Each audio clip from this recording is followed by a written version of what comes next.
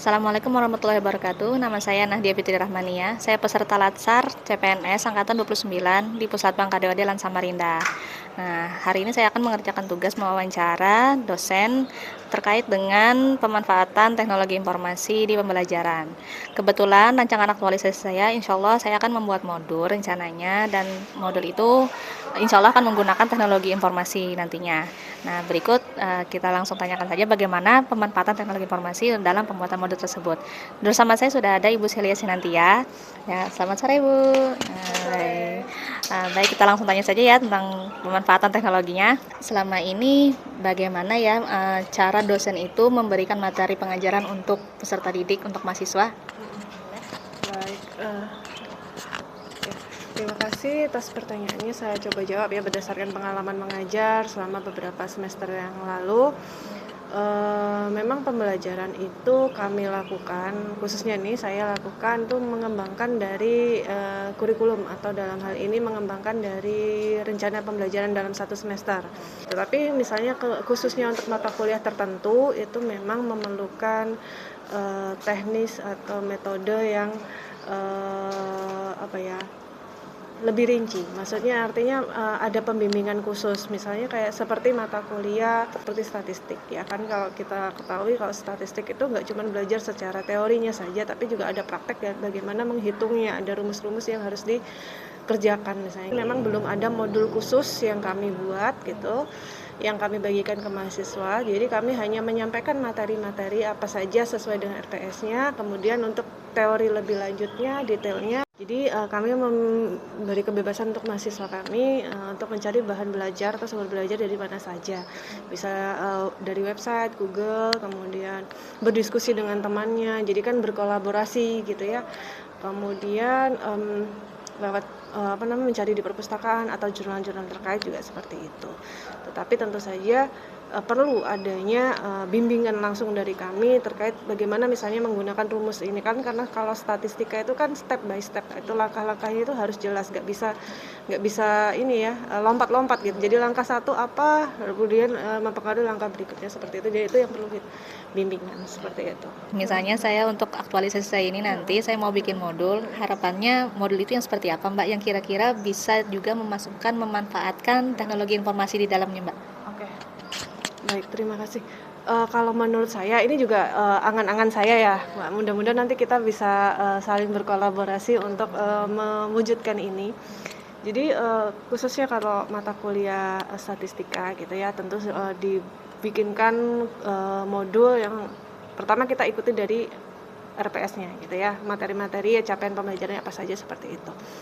Tetapi akan lebih baik lagi apabila modulnya itu tidak hanya berisikan tentang teoritisnya saja, tapi juga ada praktisnya gitu. Jadi langkah-langkah praktis gimana caranya menyelesaikan permasalahan ini menggunakan rumus statistika. Jadi ada step by stepnya. Jadi mahasiswa kita kan nantinya akan mengikuti langkah pertama, misalnya mereka harus menghitung rumus A, kemudian langkah kedua menghitung rumus B. Jadi ada jelas step by stepnya. Nah, ini akan mempermudah mahasiswa kita. Akan lebih bagus jika kita kaitkan dengan penggunaan atau memanfaatkan teknologi.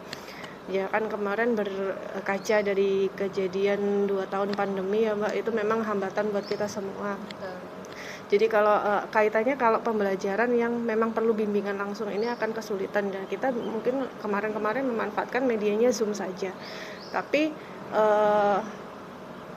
kalau pakai Zoom kan juga kuota mahasiswa ini juga lumayan ya. Jadi mungkin kalau bikin modulnya dibuat menjadi e-modul yang interaktif, itu mungkin akan lebih menarik gitu. Jadi kita tinggal bagikan modulnya lewat e-learning, kita kan di UNLAM ada e-learning ya. Jadi mereka bisa akses, mahasiswa kita belajar mandiri.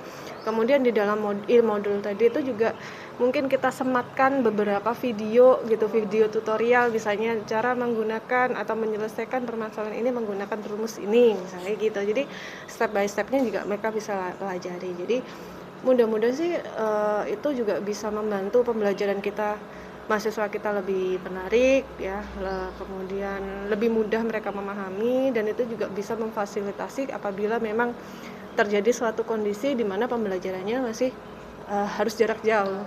Mungkin itu sih Mbak Nadia dari saya. Terima kasih Mbak ya atas waktu dan jawabannya. Baik, jadi harapannya dari Bu Celia ini adalah modul yang interaktif, seperti itu ya. Baik, bersama saya sekarang sudah ada seorang mahasiswa. Saya akan mewawancarai terkait dengan pemanfaatan teknologi informasi di pembelajaran di PG PAUD. Baik, boleh diperkenalkan dirinya dulu ya? Baik, terima kasih Ibu. Perkenalkan, nama saya Yolanda dari Prodi Pendidikan Guru Pendidikan Anak Usia Dini semester 7. Baik, ini sudah semester 7 ya Yolanda ya. Nah, berarti semester-semester sebelumnya sudah pernah menjalani yang namanya full daring ya, dan juga ada sekarang blended learning, dan sekarang kita sedang mencoba untuk full ring ya, sedang masih dalam proses. Nah, waktu full daring dan blended learning itu kira-kira teknologi apa yang dimanfaatkan untuk pembelajaran selama ini? Baik, untuk daring dan blended learning, kemarin itu kami memakai aplikasi Zoom, kemudian juga WhatsApp, Bu. Oke, biasanya apa-apa yang diberikan lewat aplikasi-aplikasi tersebut, misalnya lewat WA, apa yang diberikan sama dosennya, terus yang lewat Zoom kayak gimana, prosesnya gimana? Bisa dijelaskan? Baik, kalau dari WhatsApp biasanya dosen-dosen itu memberikan penjelasan tentang tugasnya, Bu. Terus langkah-langkah tentang tugas. Kalau dari lewat Zoom itu untuk memberikan diskusi antara mahasiswa dan dosen. Apakah ada kesulitan dalam pengerjaan tugas? Seperti itu, Bu. Oke, baik. Pernah nggak selama ini dikasih apa ya, semacam kayak modul atau paket belajar gitu lewat WhatsApp? Pernah, Bu? Pernah ya? Iya, Bu. Ya. Boleh dijelaskan bagaimana sistemnya atau ininya? Iya, baik. Untuk paket belajar sendiri seperti Microsoft Excel, begitu Bu. Kalau Jadi boleh tahu untuk mata kuliah apa itu? statistik Oh, statistik ya. tinggi, Oh, iya. iya Bu. Bagaimana pembelajaran itu dari awal sampai akhir ada langkah-langkahnya. Gitu. Tinggi. Jadi begini ibaratnya dari materi sampai cara mengerjakannya dan sampai penugasannya dikasih di paket belajar itu jadi satu langsung ya. Iya, Bu. Nah, terus kalau ada kesulitan atau kurang memahami isi paket belajarnya bagaimana? Untuk itu biasanya kami menggunakan WhatsApp untuk berdiskusi, Bu. Terus kalau kurang paham lagi kami beralih ke aplikasi Zoom tadi, Bu. Oh, iya ya. Iya, Bu. Baik, terima kasih ya Mbak Yolanda atas jawabannya. Berdasarkan wawancara saya bersama Ibu Celia Sinantia sebagai perwakilan dosen dan Yolanda sebagai perwakilan dari mahasiswa, pemanfaatan teknologi informasi dalam isu rancangan aktualisasi saya yaitu modul ajar, ada beberapa teknologi informasi yang dimanfaatkan selama ini, khususnya di masa blended learning dan full daring. Di antara lain adalah WhatsApp. WhatsApp biasanya digunakan untuk dosen menyampaikan materi, menyampaikan penugasan, atau memberikan informasi-informasi terkait pembelajaran di grup kelas. Atau antar mahasiswa juga bisa berdiskusi atau menghubungi dosen apabila ada pertanyaan terkait materi atau penugasan-penugasan yang masih belum dipahami.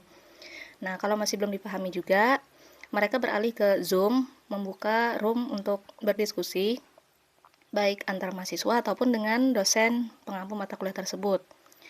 Nah, kemudian terkhusus untuk mata kuliah statistik, menurut Yolanda sebagai mahasiswa yang sudah mengambil mata kuliah statistik, ada aplikasi yang dipakai dosen pengampu yaitu Excel yang digunakan untuk mengolah data, menghitung data di sana ya.